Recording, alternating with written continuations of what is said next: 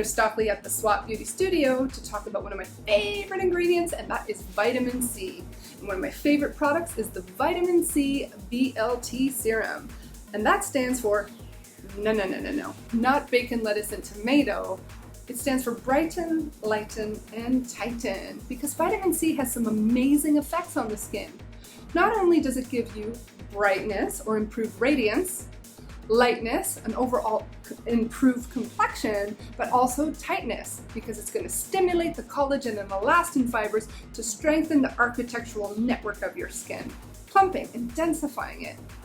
But in addition to that, it also works on fighting environmental aggressors, free radicals, and all the toxins and pollution we're exposed to on a daily basis.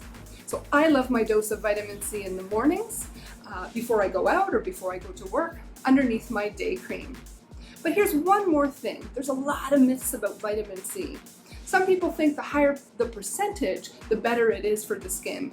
And that's not always the case. We see vitamin C's on the market anywhere from 10%, 15%, even 20%, usually in an ester of L-ascorbic acid. But for some, these can be highly irritating, causing inflammation, burning, and redness. That's when clients often come to me and say, I don't want to use vitamin C, I'm sensitive.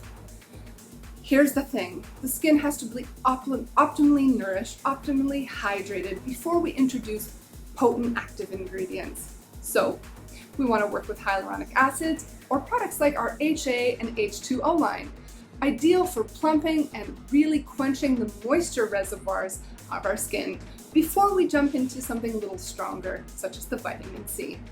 So that's my skincare tip of the day. I hope it's helpful for you. But again, if it's lunchtime, let's go have a BLT, or in the morning, let's use one dropper of our BLT serum.